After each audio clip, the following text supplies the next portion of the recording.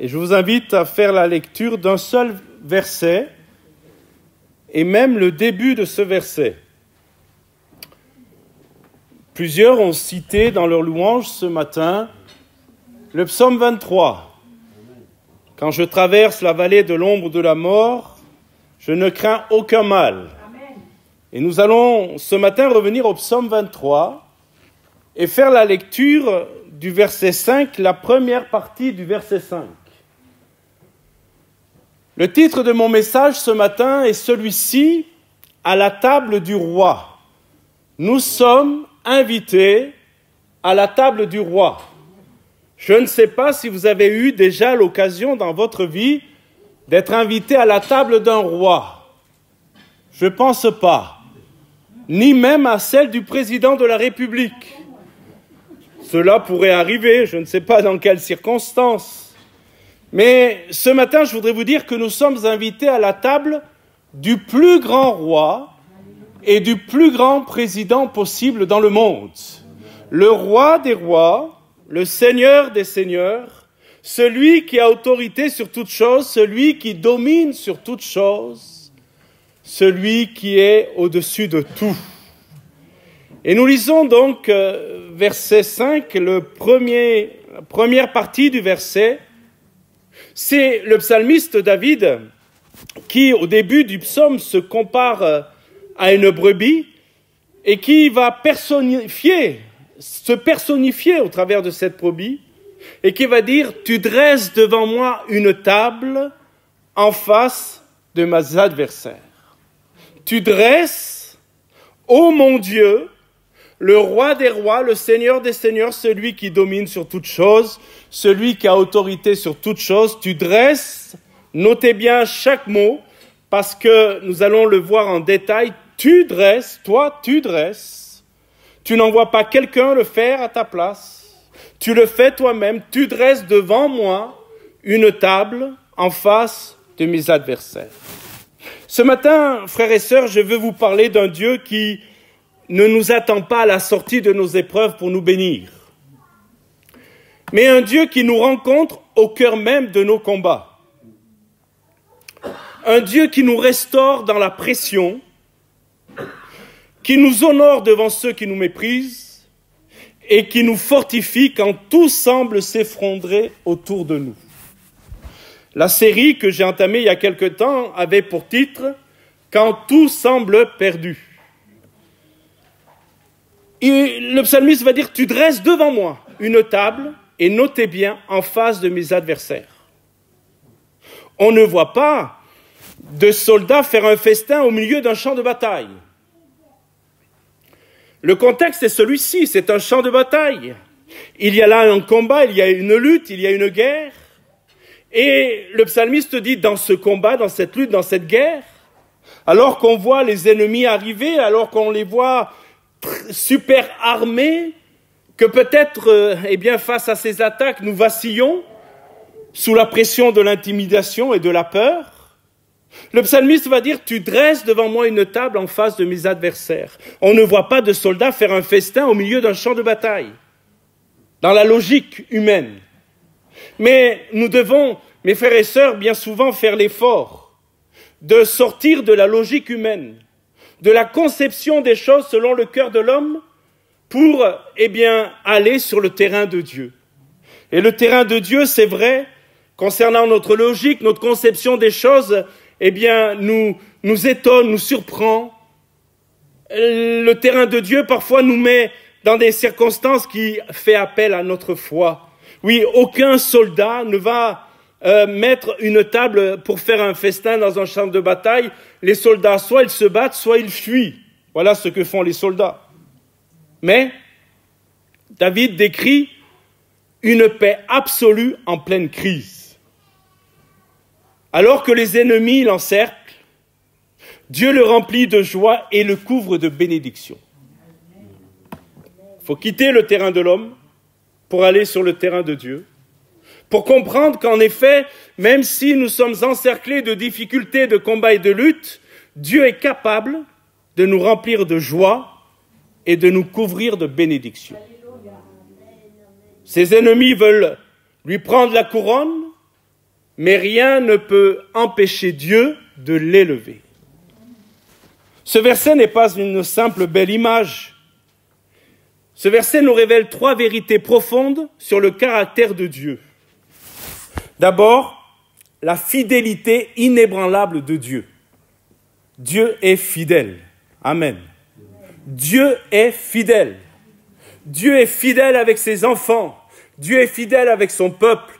Dieu est fidèle avec son Église. Dieu est fidèle. Amen. La deuxième chose que nous apprenons, c'est sa proximité, nous en parlerons, réelle dans nos difficultés. Combien de fois, mes frères et sœurs, avons-nous fait l'expérience nous-mêmes, lorsque nous étions dans les difficultés, lorsque peut-être ce qui pouvait s'élever de nos cœurs n'était même plus une prière, eh bien articulée, tout ce que nous étions capables de faire, c'est de pleurer devant Dieu. Les mots n'y étaient plus, le cœur y était, le cœur meurtri y était, blessé y était. Et tout ce que nous pouvions faire, c'est de crier à Dieu ou de pleurer devant Dieu. Et combien nous avons senti de fois, combien de fois nous avons senti la main de Dieu, la main de Jésus, Amen. La présence de Jésus. Sa proximité était réelle. Et dans ce lieu, nous ne parlons pas d'un fantasme, d'une idée ou même d'une pensée, mais nous parlons d'un Dieu vivant qui est près de nous. Alléluia. Et puis la troisième chose, c'est sa capacité surnaturelle à nous fortifier. Dieu est capable de compatir, mais Dieu est aussi capable de fortifier. Alléluia. Le premier point que j'aimerais voir avec vous ce matin, c'est que Dieu agit en pleine tension, pas dans l'absence de conflit. Remarquez bien ce que déclare David. Il aurait pu dire, « Tu dresses une table pour moi dans un lieu paisible. » Ou il aurait pu dire, « Tu me nourris quand tout va bien. » Non. Non, c'est pas ce que David dit. Et ce n'est pas l'expérience de David. Il souligne avec force que Dieu dresse une table pour lui devant ses adversaires. David insiste sur cette réalité. Dieu se manifeste au milieu du conflit, au milieu des combats, au milieu des luttes. Pas seulement après le conflit. Cette vérité, mes amis, traverse toute l'Écriture comme un fil rouge. Je vais vous donner quelques exemples. Pensez à Moïse face à Pharaon. Lorsque Dieu appelle Moïse, après 40 années de formation dans le désert, Dieu va dire à Moïse d'aller devant Pharaon et de demander à Pharaon de lâcher maintenant son peuple pour qu'il aille l'adorer. Et quand Moïse fait face à Pharaon, c'est un combat, c'est une lutte. Pharaon ne veut pas libérer le peuple de Dieu. C'est une main-d'œuvre à bon marché. Et il pense, lui, Pharaon, avoir autorité sur tout, commander, décider de tout. Mais il a oublié qu'au-dessus de Pharaon, il y a le roi des rois et le seigneur des seigneurs. Ce n'est pas après avoir traversé la mer Rouge que Dieu se révèle pleinement comme le libérateur de son peuple. Comprenez-moi, ce n'est pas après que le peuple de Dieu ait traversé la mer Rouge qu'une table a été préparée pour ses enfants. Non, c'est au cœur même de l'oppression. C'est dans le palais du tyran que Dieu manifeste sa puissance, vous le savez, par ses plaies miraculeuses et destructrices. Moïse doit retourner encore et encore devant celui qui l'humilie, qui lui dit « Oui, je vais libérer ton peuple » et qui revient sur sa parole. Et Dieu est patient, fort patient, mais à un moment donné, Dieu va agir avec l'ange exterminateur, vous le savez, qui viendra tuer tous les premiers-nés des Égyptiens. Mais Moïse se présente devant Pharaon. À chaque fois, Dieu est là. Alléluia. Écoutez bien, à chaque fois, Dieu dresse sa table de victoire. Pharaon croit avoir le dernier mot. Non, c'est Dieu qui aura le dernier mot. Amen. Pharaon croit dominer. Non, c'est Dieu qui domine. Pensons aussi à Shadrach, Meshach et Abednego. S'il y a des jeunes parents qui attendent des enfants, vous avez là quelques prénoms. Souvenez-vous de Shadrach, Meshach et Abednego. Vous vous souvenez de ces trois? Ils ont refusé d'obéir à l'ordre du roi. Ils ont refusé de se prosterner. Et à cause de ce refus, ils ont été jetés dans la fournaise ardente. Lorsqu'ils vont être jetés dans la fournaise ardente, vous lirez les textes, c'est très intéressant. Ils vont dire, Dieu est capable, quelque part ils le disent ainsi, Dieu est capable s'il le veut de nous délivrer. S'il le veut. Ils s'en remettent à la volonté de Dieu, à la souveraineté de Dieu. Mais ils refusent de se courber, de se prosterner. Alors, vous le savez, ils sont envoyés dans la fournaise. Dieu ne les a pas empêchés d'être jetés dans la fournaise ardente. Mais si vous connaissez votre Bible, vous la connaissez. Quand le roi regarde dans le feu, il pose la question. Mais au fait, ils étaient combien? Combien de garçons ont été jetés dans le feu? Alors, on leur répond 3. 3. Majesté, 3. Oui, mais il y en a 4. Comment se fait-il qu'il y a un 4e, puisque 3 seulement ont été jetés? Un 4e est venu marcher avec eux. Je suis convaincu que ce 4e n'est autre que Jésus-Christ, qui s'incarnera en un homme, nous le savons dans le Nouveau Testament, mais qui est présent de nombreuses fois dans l'Ancien Testament. Il est souvent cité comme l'ange de l'Éternel, pas un ange, l'ange de l'Éternel. Et c'est une Christophanie, c'est-à-dire une manifestation de Jésus-Christ en personne. Et alors que ces 3 sont jetés dans le feu, voilà qu'un 4e les rejoint, et vous le savez, ils vont traverser le feu sans que les cheveux, ni les poils de la barbe, ni les vêtements ne soient brûlés. Tous ceux qui ont fait un barbecue savent que des fois, il y a des petits accidents, et on se brûle les poils de la barbe ou les cheveux. Et la fournaise, l'intensité de la fournaise était 1000 fois plus que votre barbecue. Vous voyez, mes frères et sœurs, Dieu n'évite pas toujours la fournaise, écoutez-moi bien, mais il y vient avec nous. Amen. Dieu n'évite pas toujours les fournaises, mais il y vient avec nous. Alléluia. Dieu descend avec nous dans la fournaise. Et dans sa grâce, il permet que nous la traversions, sans que nos poils de barbe ou de nos cheveux ne soient brûlés. Un 4e homme est venu, c'est toi, Seigneur. Et que dire de notre Seigneur Jésus sur la croix? Le Père ne l'a pas épargné de la souffrance. Il faut sortir de la conception humaine pour essayer de comprendre comment un père peut permettre que son enfant souffre. Si nous restons sur le terrain de l'homme, nous trouvons ça injuste, nous trouvons ça intolérable. Un père digne de ce nom va épargner la souffrance pour son enfant, oui ou non? Mais Dieu ne l'épargne pas. Parce qu'au travers des souffrances de Jésus, il y a le salut et la guérison de nos corps malades. Le Père n'a pas épargné la souffrance à son Fils. Mais c'est précisément sur cette croix, au milieu des moqueries, de la douleur, que Dieu dresse la plus grande table de l'histoire humaine. C'est sur cette croix que Dieu a dressé la table du salut. Alléluia.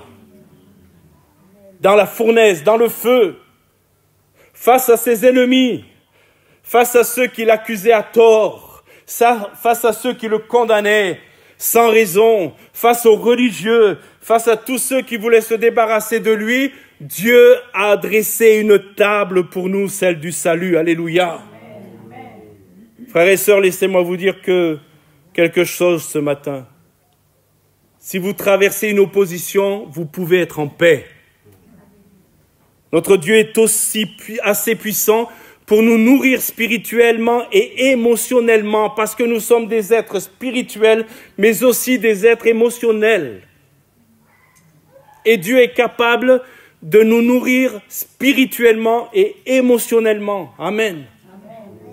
Même quand vous êtes entourés de tensions, d'ennemis et d'adversaires.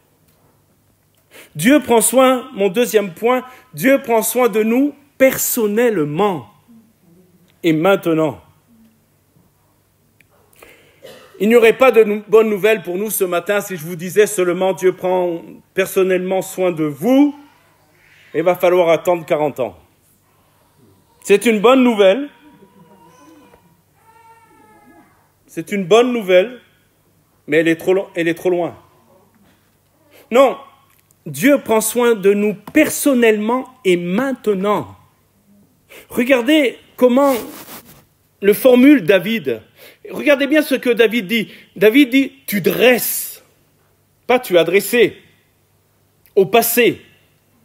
Ce n'est pas un souvenir nostalgique d'une victoire qui a eu lieu dans le passé, alors qu'aujourd'hui, il est dans les luttes, dans les combats, encerclé par les adversaires, les difficultés. Non, David dit, je ne me souviens pas que tu l'as fait seulement dans le passé, tu le fais aujourd'hui. Tu dresses aujourd'hui, pour moi, une table en face de mes adversaires. Il ne dit pas non plus, tu dresseras. Confiant, rassuré par la miséricorde de Dieu qui viendra en son temps. Non, David dit, et il utilise le présent, tu dresses maintenant. C'est une action continue, c'est une action constante, c'est une action permanente. Il ne s'agit pas, je répète, d'un souvenir du passé ou d'une promesse lointaine, mais d'une réalité présente. Amen. Que représente cette table ? D'abord, elle représente ce qu'on peut appeler un soin intentionnel. Qu'est-ce que ça veut dire intentionnel ? Ça veut dire que Dieu agit avec une intention précise.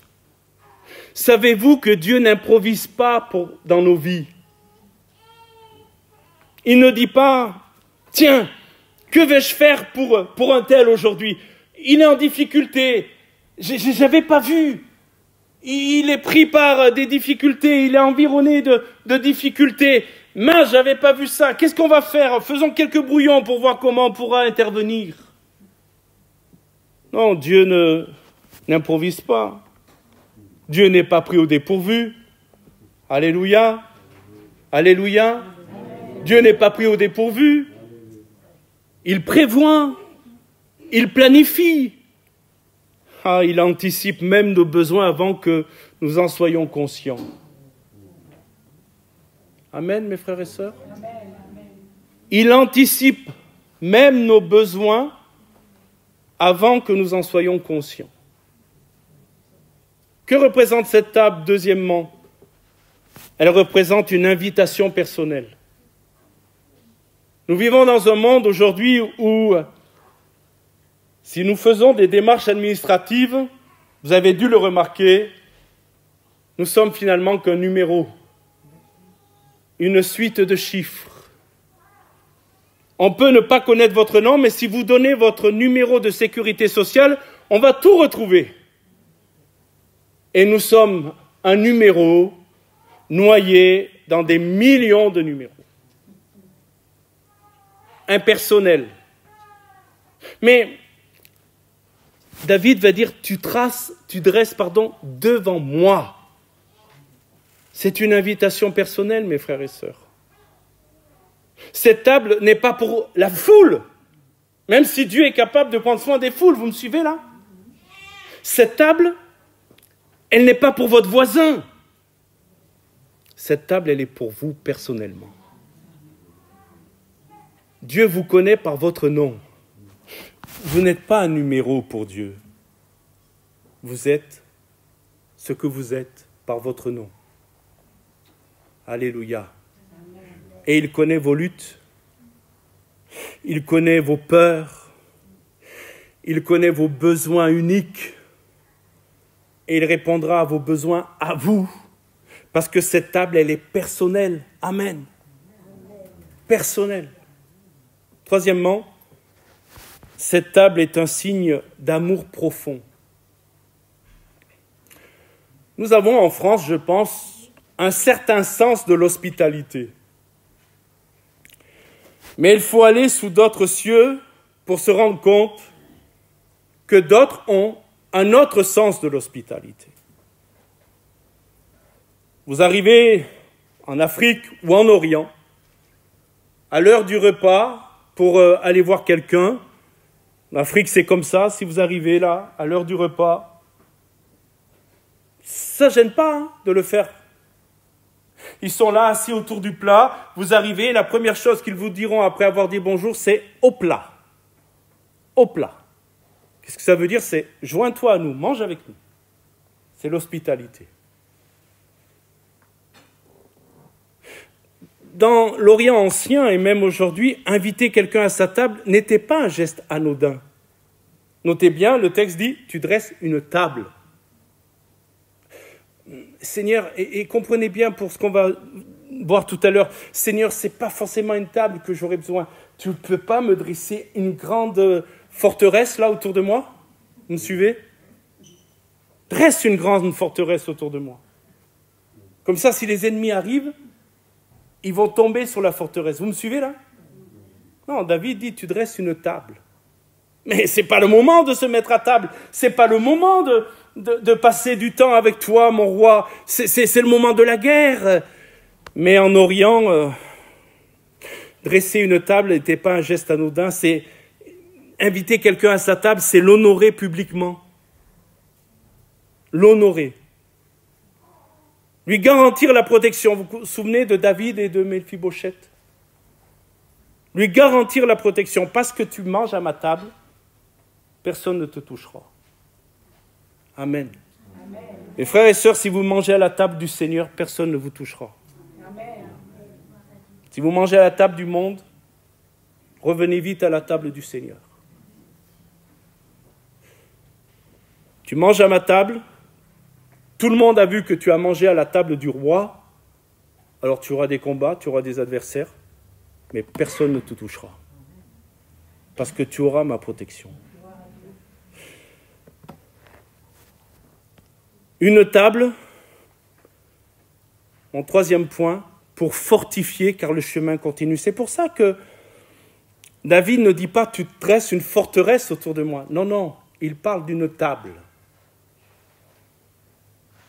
Une table pour reprendre des forces. Ce n'est pas pour que nous nous installions confortablement et disions « parfait, maintenant, je peux me reposer pour le reste de ma vie, puisque j'ai été à la table du roi. » Vous me suivez? Pas pour ça.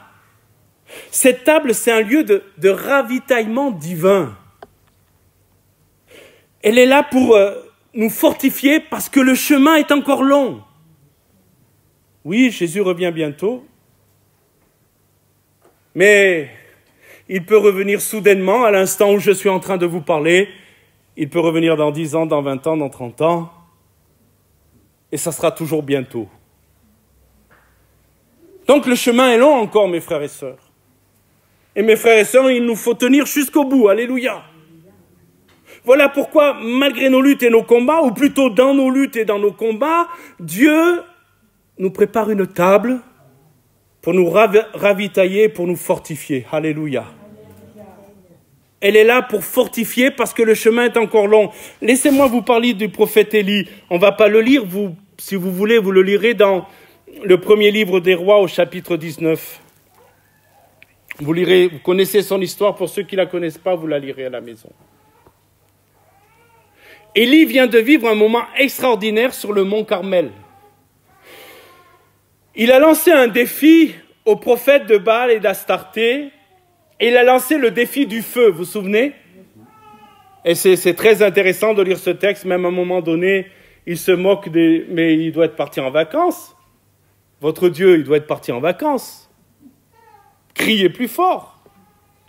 Et puis, Élie, ayant lancé le défi du feu, voilà que Dieu a manifesté sa puissance par le feu du ciel. Quelle victoire! Et l'Écriture nous dit qu'il les a tous passés par l'épée. Mais ensuite, si vous connaissez votre Bible, la reine Jézabel menace de le tuer. Il a affronté 450 prophètes de Baal et d'Astarté, et une femme le fait trembler. Il prend peur. Il fuit dans le désert, il s'assied sous un genêt, et si vous connaissez le texte, il demande à Dieu de reprendre sa vie. Il veut mourir.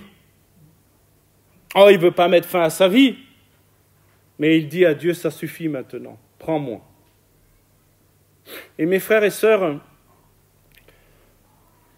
nous devons avoir l'honnêteté de dire que des fois on est passé par des moments difficiles, où on a dit au Seigneur, si tu me prenais là, ça serait bien. Oui ou pas? Si on est honnête. Ah là, si tu me prenais, Seigneur, prends-moi dans ton ciel, et puis là, c'est bien. Et c'est dans cet état que le prophète Élie se trouve. Prends-moi. Et comment Dieu réagit?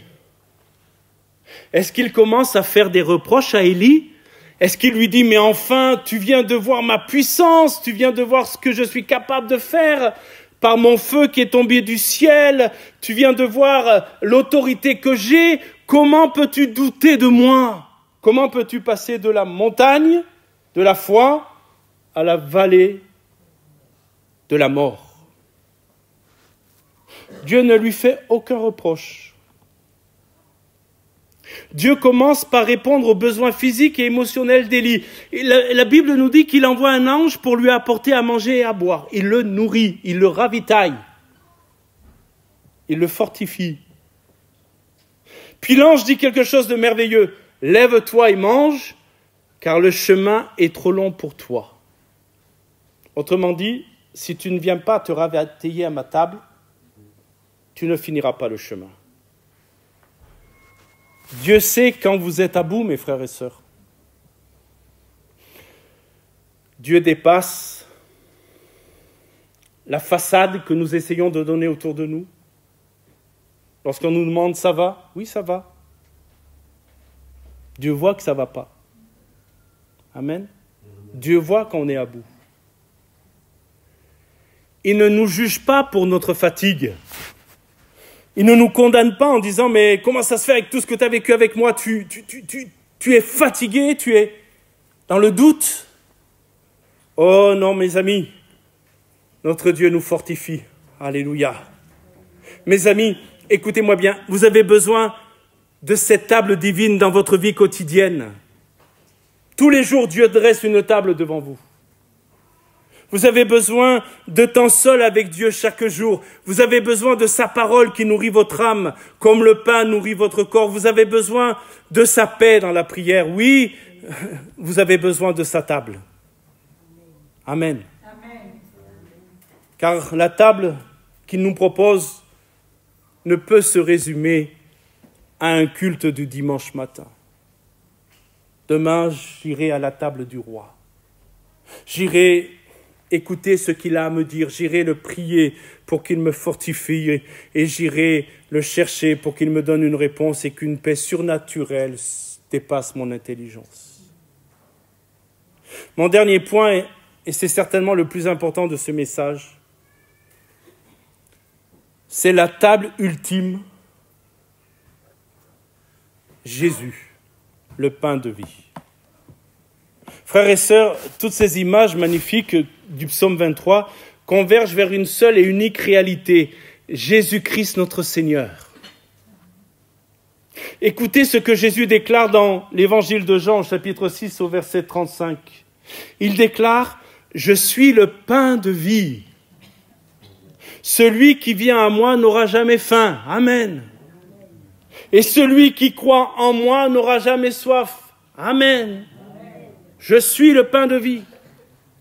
Et comme je le disais tout à l'heure, mais je vais le développer, sur la croix du Calvaire, Dieu a dressé la plus grande table de l'histoire de l'humanité.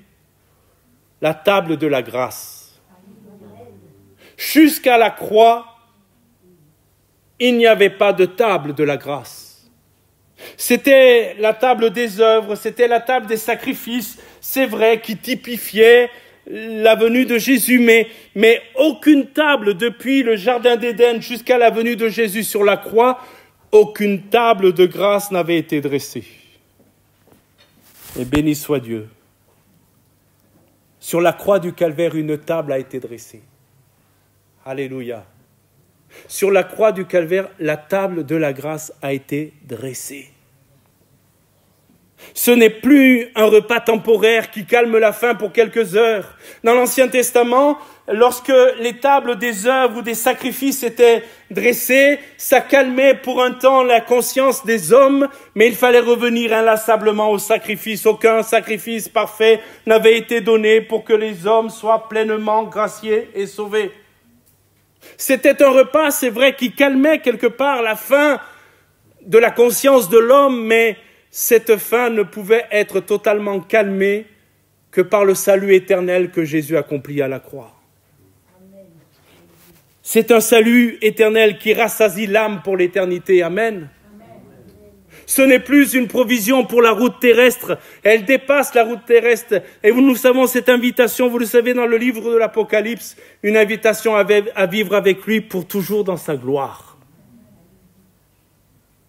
Apocalypse 3,20 nous dit, Jésus nous dit, « Voici, je me tiens à la porte. » Bien sûr, ça s'adresse à une église qui a besoin de retrouver Jésus en son sein.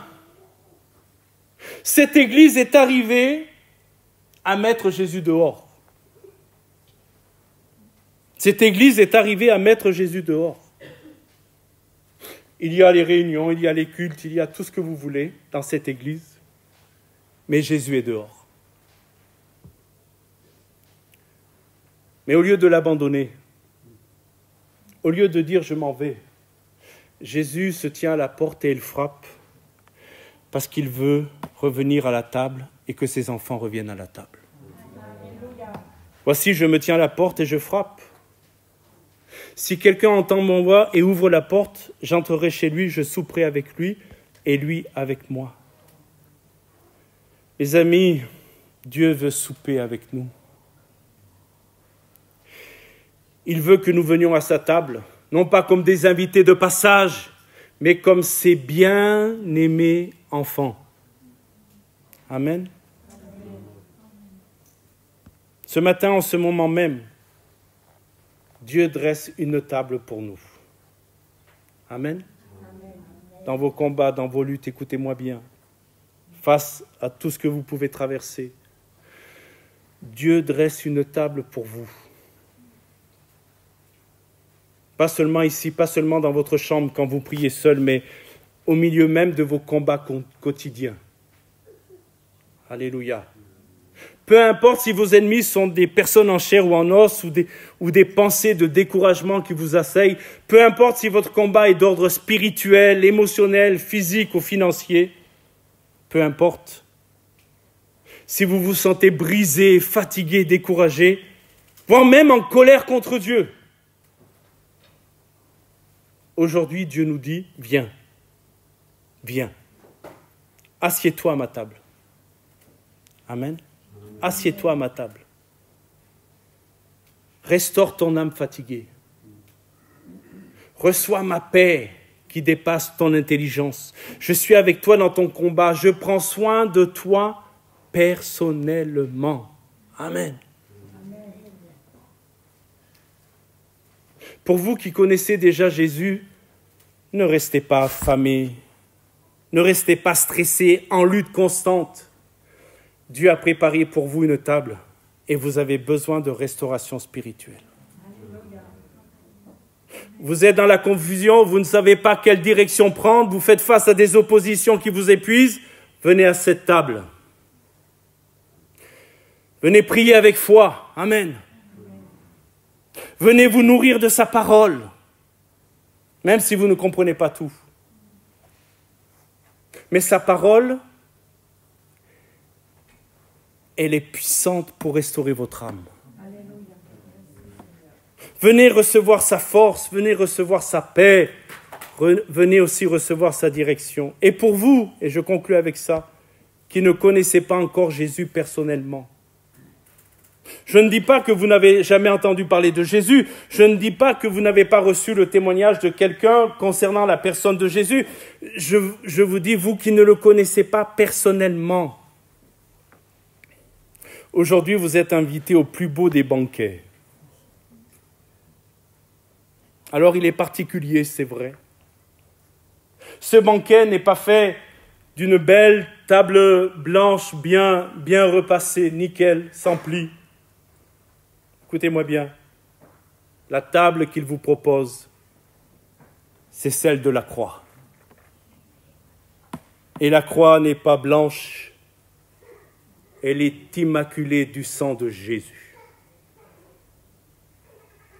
Mais c'est là où Jésus a donné sa vie pour vous, pour que vos péchés soient pardonnés, pour que vous soyez réconciliés avec Dieu, pour que votre vie soit complètement changée et restaurée. Alléluia. Écoutez bien, cette table n'est pas réservée aux parfaits. Elle est ouverte aux pécheurs repentants. Amen. Cette table, elle est gratuite. Gratuite pour nous. Mais Jésus a payé le prix pour que vous soyez à cette table. Dieu a payé le prix pour que vous soyez à cette table. Il a donné son Fils unique. Et elle est ouverte ce matin, pas pour ceux qui se sentent justes. Le Seigneur dira lui-même dans sa parole qu'il n'est pas venu pour ceux qui se portent bien, mais pour les malades. Et il ne parlait pas ici de problèmes physiques, mais il parlait du plus grand problème de l'homme, universel, problème du cœur, problème du péché. Mes amis, cette table vous est offerte, elle est ouverte. Elle est ouverte aux pécheurs repentants. Elle n'est pas réservée aux forts, elle est ouverte aux fatigués. Venez à moi, vous tous qui êtes fatigués et chargés. Elle n'est pas réservée à ceux qui ont tout compris. Elle est ouverte à ceux qui ont faim de vérité. Et ce matin, elle vous est ouverte. Voulez-vous qu'on se recueille, qu'on se place devant Dieu, qu'on laisse soin au Saint-Esprit de parler à nos cœurs,